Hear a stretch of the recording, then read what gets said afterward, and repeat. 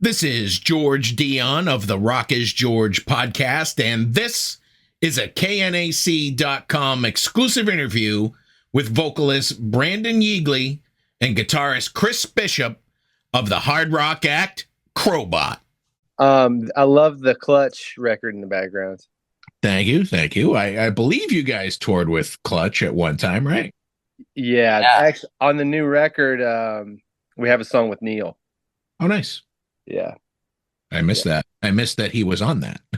Yeah, I don't think it was put in the press release for whatever reason, but yeah, it was, it was pretty amazing, dude. He's like one of our biggest, we love Clutch in general, and since the beginning of the band, but he did an intro for us.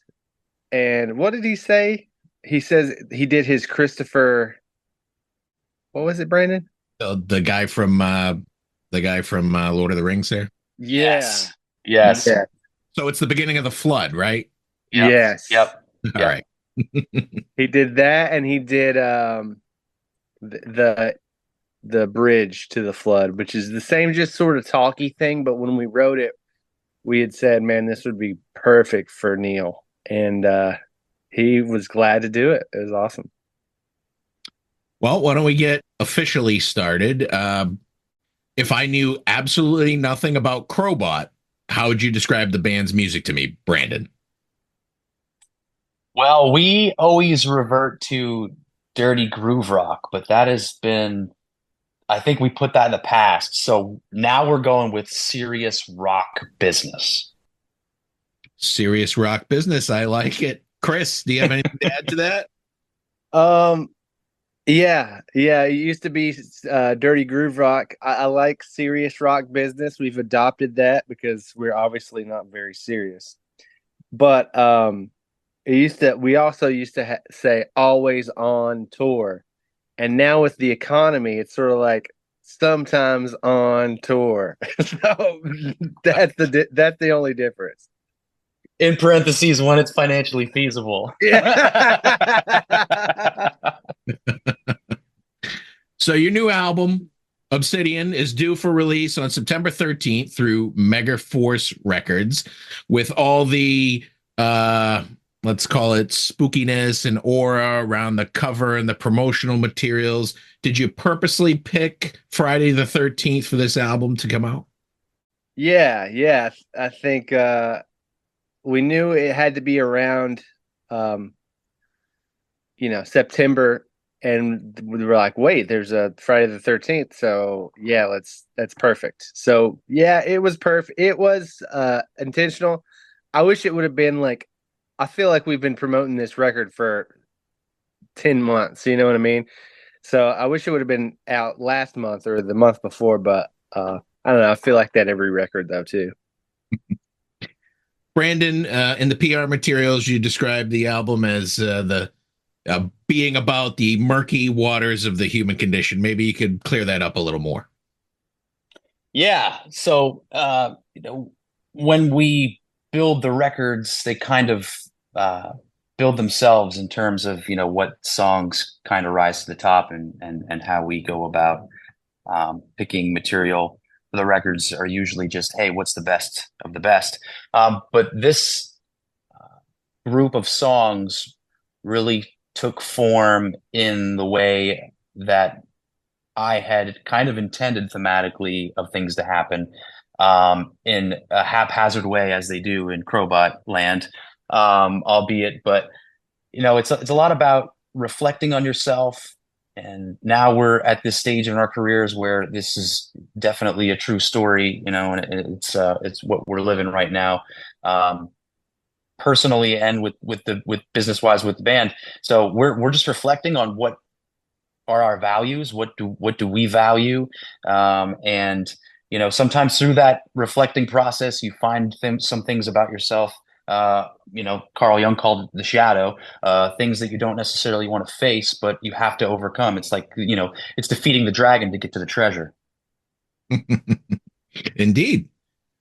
Chris, when it comes to songwriting within the band, is it you and Brandon, or does everybody have a little piece in the game? I mean, everyone has a a piece in it. I mean, I would just say that like I'm the driving force in like the creation and its infant stages, right? Like, and just because like I'm I love it, you know, like I take the initiative to get things ideas off the ground and have riffs ready to go and see which ones people gravitate towards more and what jams people like more than others, and then it starts a whole nother process of okay, well, what what drums would you play in this part? How would we restructure this? And that usually goes to Dan's world next.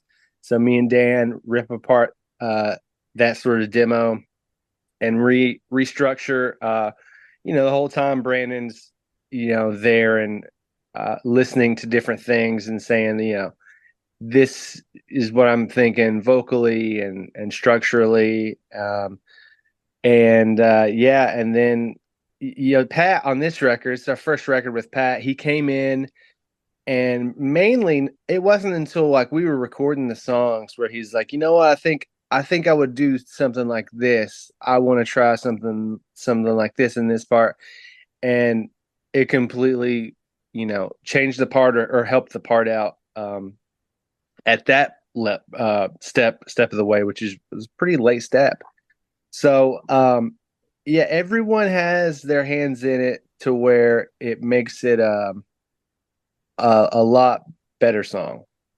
And there's a lot of it doesn't feel like there's too many cooks in the kitchen. It feels like everyone's adding to the soup. If I'm gonna try to use a food reference, like everyone's their own sort of condiment on the hot dog. The Bishop pressed hot dog. That was pretty good. I initially thought that your PR people wrote your bio and your one sheet, but clearly you guys wrote it. Yes. Brandon, let's talk about some of the singles that you've released ahead of the album. Let's talk about Nothing, if you kind of want to get into what the meaning of the song is, unless you're one of those artists that want people to figure it out. I mean, it's a little of everything, right? What it means to me may mean something completely different to someone else. But I just always loved zero as a concept. Nothing as a concept. Nothing is nothing the lack of, or is nothing an actual thing? Is not just the concept of zero and nothing is always something that intrigued me. So when I approached the song, it was just kind of like, the oxymorons, the pairings and couplings, the hots and the colds, and where they aren't necessarily opposites of each other. They're on the same, they're on the same avenue. They're just at different ends of the spectrum, right? Is nothing, is the absence of everything, or so it's a philosophical that's where it came from. And I'm stumbling over my thoughts here, but I would like to keep it a little to the viewer, to the listener, to kind of figure out. But Bigfoot's in the video, so that kind of ties it all together and makes complete sense of the whole theme of the song. So, Chris, why don't you tell me how Bigfoot ended up in the video?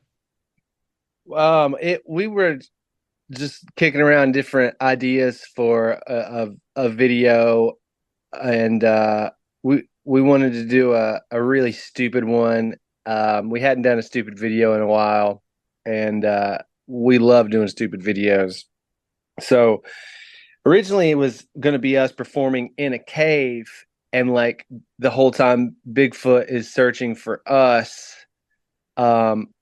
And it turned into what it is now, and like Bigfoot smoking weed and passing out, and it was amazing. The creative process of like coming up with these ideas is so much fun. We because once we have this silly idea, right, then it goes on as in like every step of the way in Crobot does, right? Like we'll have some idea that we think is funny or awesome or whatever, and then it's like, okay, so how do we do it? What's the next step into making this happen? So for this video, it was like, all right, well, how do we get a Bigfoot suit? So I hit up all of these Bigfoot. We're like, we want a good, really good one. So we hit up all these special effects renters and stuff, and it was crazy expensive. And the suits that you were getting for the day or for the week, it was a week rental. Like the masks were horrible. They were stationary. They weren't silicone. They didn't move with your mouth. And we were like, well, that sucks. You know, we could just a little bit more. We could just buy one. You know, so we found this company online that like has this phenomenal silicone masks, like real hair. And yeah, we paid like $1,300 for a mask, and then we pieced together like, you know, the rest of the suit. But we spent a lot of money to try to make it look great. And we had a friend in the video. His name's Cheesefoot, no relation. But he put the suit on, and he had such beady little eyes that you could barely see his eyes in the mask. And we spent all that money, and you couldn't even see him anyway. But yeah, that's how that sort of came to be. Brandon, do you have anything to add with that music video? Just that it was a lot of fun, you know, in a lot of our ways and processes. We just kind of take things on ourselves, and it seems like a mountain to climb, and it usually is. But at the end of the day, you know, we're injecting our character into everything we do. No one can be as passionate as we are for these things, like creating stupid Bigfoot music videos to go along with our songs. And you know, I love what we do, and being able to stretch our creative muscles and do it in a way that we're able to. And at this point in our careers, we finally feel like we're in the creative driver's seat with everything, and it feels good to, you know, put it on display. You have another promotional single out for the album's title track, Obsidian. This video, a little different. You guys are in a really tiny room, and you got Chris stuck in the bathroom doing his solo. So, Brandon, why don't you tell me how this concept came to be? So, full disclaimer, I was able to do this. I had approval to do this, but I'm also a real estate agent, and this was one of my listings. And I asked the trust if I could film some content, and they agreed. And the content that I had to film was, well, it was Crobot's next music video. So we didn't really have any ideas, and this is the only one we could come up with. And the guys trusted me. No one else had seen the inside of this house. I said, listen, guys, I'm uncomfortable letting anybody in this place. So of course it was a perfect fit for us. But it's just this rundown old house in Schuylkill County, Pennsylvania. May have been one of the very first bars in the town. So there's some history to the place. But the place was just kind of fallen down and decrepit, and just had a great look that turned out way better on camera than we ever had initially anticipated it would. And really, we just got there and we winged the entire situation. Luckily, we have some great friends who are very talented on the film side of things, you know, that could lend us a hand and kind of, you know, help out with the things that we don't quite understand yet. So we're thankful to have that at our disposal. But we just showed up and did it, and that's the way it turned out. We really had no plan with that one. Chris, you ever play a gig in a room that small? I was in a cover band on Cape Cod here in Massachusetts. We played in a coat closet once. Oh, buddy, we've played anywhere you could think of, size-wise, venue-wise. Me and Brandon have done it. We've played biker rallies where Brandon said the wrong name of the biker of the bike club on stage. He's like, I forget what the name was, but he called it out, and all of us looked at each other on stage and we're like, no. We used to play, you know, we used to do a cover band stuff. We did what was it? Put in Bay, Ohio. We used to play up there, which is like a island in the middle of Ohio. One show, no one was there, and I was real drunk, and this guy started throwing shit at us. So I jumped off the stage and tried to beat his ass, and they tackled me down. That was the last time we were up there. But yeah, I mean, I was thinking about this the other day. Like when I tattoo, and I tattoo a lot of musicians, and we talk about these things, and that was the most fun time of this whole thing. Like when you're first starting and you're playing these shows and you're doing all this stuff and you don't have any responsibility and all your passion is and all your attention is the band. Yeah, like we have all these crazy stories that have came from that, and yeah, I don't know. I feel sorry for kids now that are my age then that want to do it. It's even harder for them just because it's like everything's so much more expensive. So I hope that they'll be able to have those experiences as well. Brandon, there's an interactive game tied into the album on your website. Has anybody beat this game? I tried beating it yesterday and I keep getting killed by the devil. You just have to persevere. That's all you have to do. That's the secret. Is just keep playing and you'll eventually get to the end. I don't know. There was one point where I picked left side, I got the beast. I picked right side, I got the beast, and I'm like, forget it. I think so the game is set up to like it randomizes each and no one. I wish we would have never done it like this, but each time you live again, or whatever happens, like it randomizes the choices. So if you got killed when you picked the left, if you pick the right, more than likely that's like also it's switched. So yeah, we just made it harder for zero reason whatsoever. Brandon, as Chris mentioned, this is your first album with Pat Seals of FLYLEAF on bass. Chris mentioned he added a little positive wrinkle to the band. What did he bring to the table from your point of view? Oh, he's just a great guy to have around.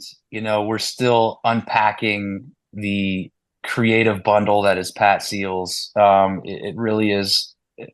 It's insane to know such a humbled human being never even spoke a word about being as talented as he is. We find out like he just left a painting at one of our best friends, actually the Alberto who worked on the record with us. Pat left a painting at one of his pieces of art at his house. And we were like, Pat, how do we not know that you did woodcuts like this? Like it's incredible. Like, and it's like cross hatching. Bishop would know a lot more about it, technically than I would, but it's very impressive work. The kind of work that you should probably be telling people that you do. And he's got these talents that are so hidden beneath the surface, and he stays so soft-spoken. But when he gets out there on stage, just like the rest of us, he just puts on a performance and adds another dynamic to Crobot that we are accepting, with arms wide open to quote the great Creed.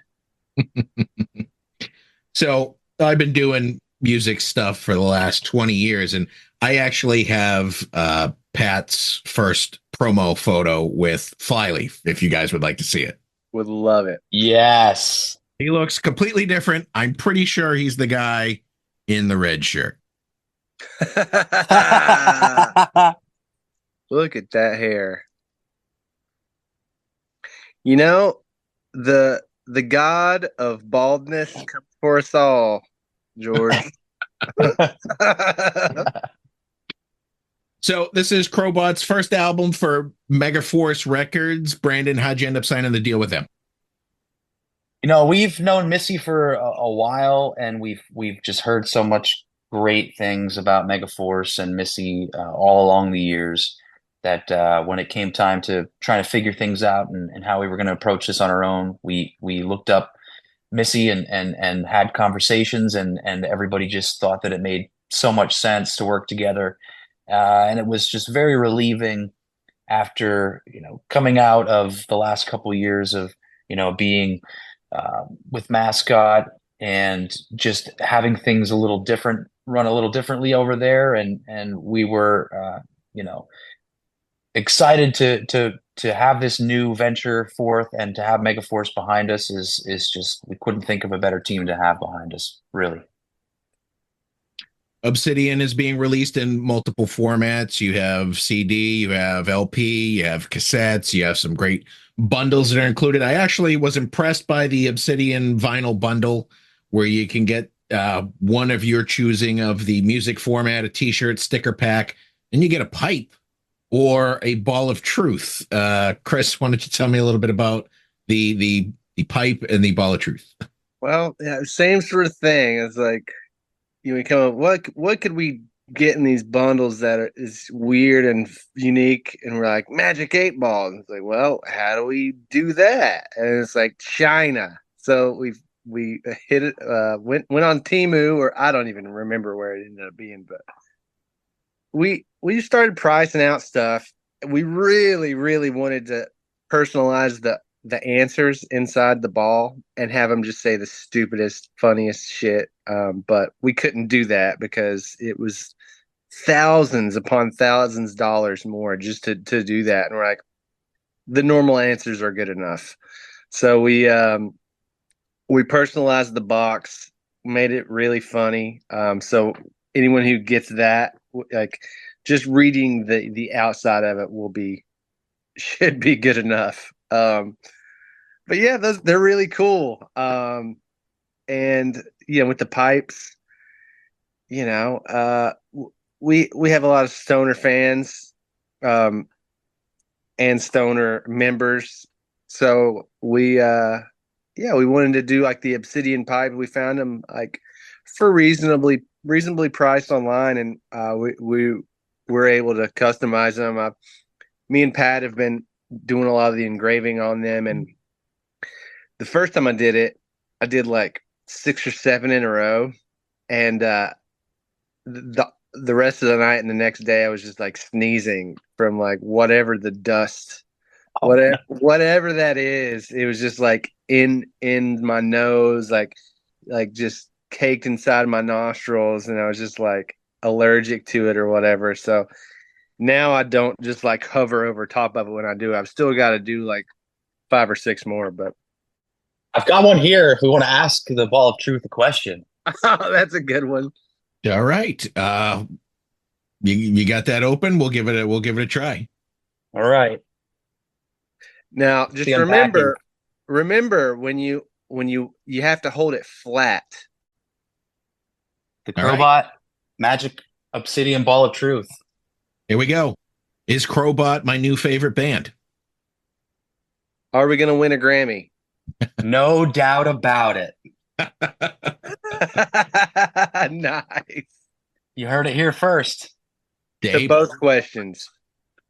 8 Ball never lies.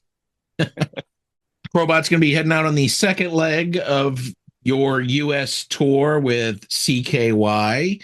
You're going to be out there from the 12th of September to October 11th. Brandon, how did the first leg go for you guys? Oh, it was a great run, really. And truthfully, the first band I was ever in was named after a CKY song. So this is just completely full circle for me. Growing up in Pennsylvania, watching these guys kill it and be around for this long it really means a lot to me as a fan, and just to be on this tour with them at this point in their career is really super cool. And to persevere like they have, and just to keep being out there and doing it. I mean, the band is as good as it's ever been, really.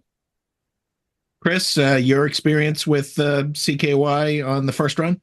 Yeah, I mean, just having a peek into like the insides of how that band got his sound, just talking, seeing, because I've sculpted my guitar sound and riffs and stuff from CKY, and the octave pedals that I use are completely different than I thought they were.